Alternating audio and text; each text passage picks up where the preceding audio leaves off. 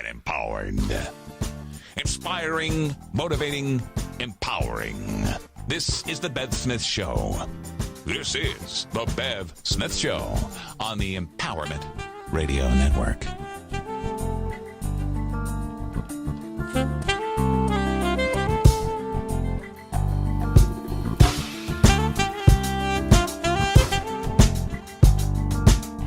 If you have a question that you need answered, we'll do the best we can. Go to themacabefactor.com. That's MCABEE factor.com. Tell us what you want to know. We'll try to find out for you, and who knows, we may even call you and give you the information firsthand, or at least you'll hear it on the radio.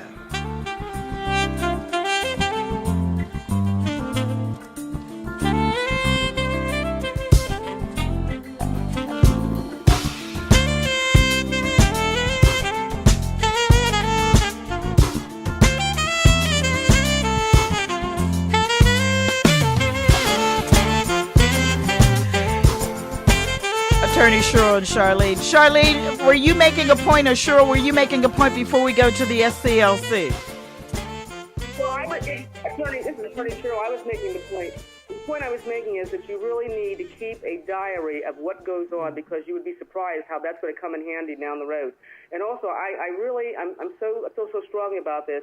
When you have a loved one in the hospital, especially an older loved one, they will just really try to twist your arm to get you to put them in a nursing home or do something that they will say to you, oh, you can't take care of them. This is just too much for you. And I would just implore you to try, because it's amazing how when you bring a loved one home, how they thrive when they come home, as opposed to what they leave the hospital as.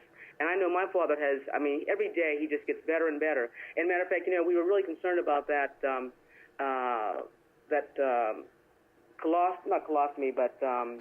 catheter bag.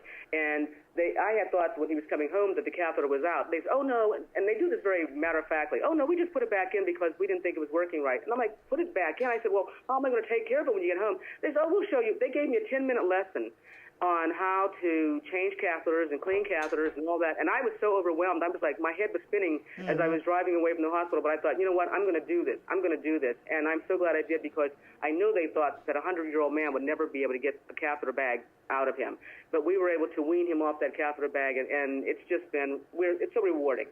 And this is Attorney Charlene, and the people are amazed at how well he's doing. Oh, yes.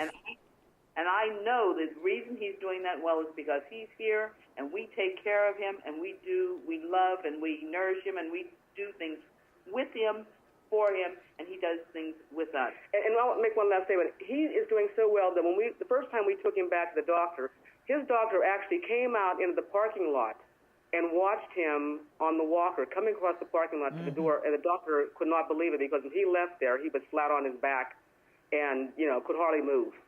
And I must tell you, their father's dapper. You said 100, but he's a little bit older than that now, isn't he? He'll be 101 January 13th. It's amazing. It's just, and he's alert and bright. And I still remember that conversation, Charlene, where you said your dad woke up and told you at your age that man shouldn't be in the house with you. I thought that was hilarious. He did. He certainly did. And he still has all of his remarks on my love life. I figure I'm really to the age where I ought to be able to select the men that I go out with to do what I want to do. And he's still there, telling me what I should do. Yeah, I know that. But you see, folks, what we're talking about is the way once upon a time when we were colored, how we behaved. We wouldn't think of sending a relative to a institution. But now that we're unless we absolutely have to. We had to put my father in a nursing home because I had two parents sick and I was working. But you do have, if you love them and watch them, you have now an added responsibility, because if you have them in a nursing home, don't think the nursing home takes care of them. You have to be there. You have to be there. You have to be there. And they have to know you're coming. And don't always call them and tell them you're coming. Just, just show up. Just show up. All right. That's exactly it. And what you do is you vary your time, and you make sure you're there every day. I'll tell you. And you have other relatives there, too. That's right. And that's one of the things that Dr. Walker said about my soon-to-be 91-year-old mom. She went in, and we were, because you helped me through that, I was frightened. I didn't know what was going to happen. And most people who are used to listening to me know that I used to have my mother and father on the air at Mother's Day and Father's Day and all of that. And it's wonderful to have an elder in your home and to watch them grow. She went in one way and she's come out. Her skin is beautiful. The doctor was really pleased. The same thing that is happening with Mr. McAbee. So the word from the McAbee factor is keep a diary. And by the way, I want to thank the people at McGee Hospital, the UPMC McGee Hospital, because the staff, the nursing staff, was outstanding. They were conscientious, because we watched them and made them that way.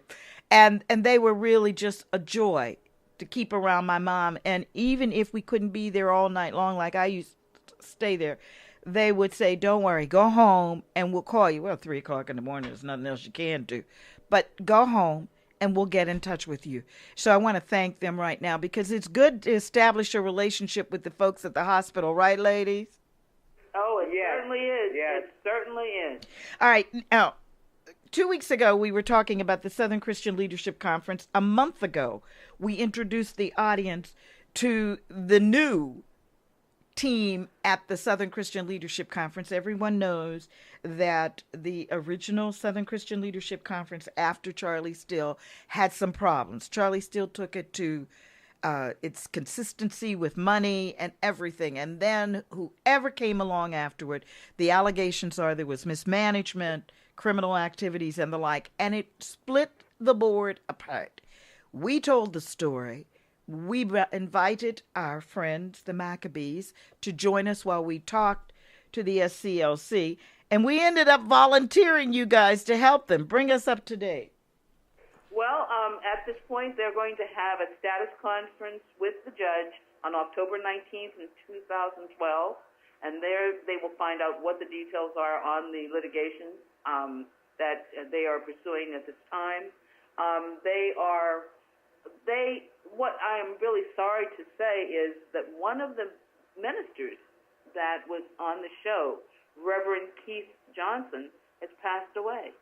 He was 53 years old, and he was taking care of his mother and his father.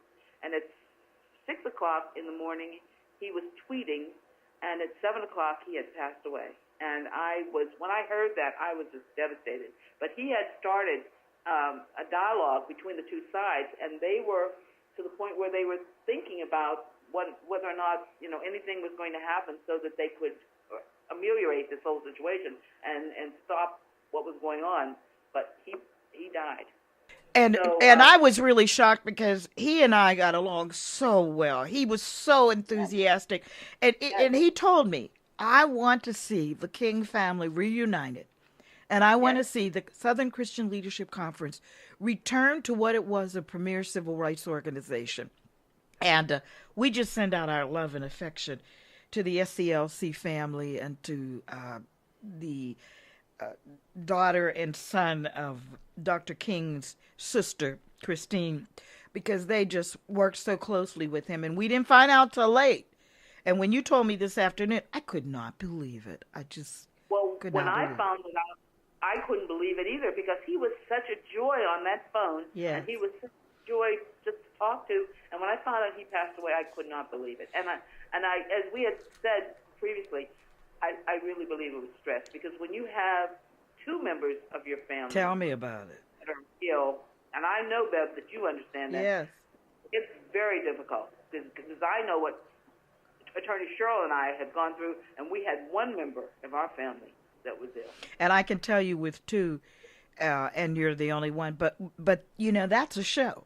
That's a show we have to talk about, because we have to get someone for To Your Health Black America to come in, because this was a young man in his 50s. Did he have a heart attack?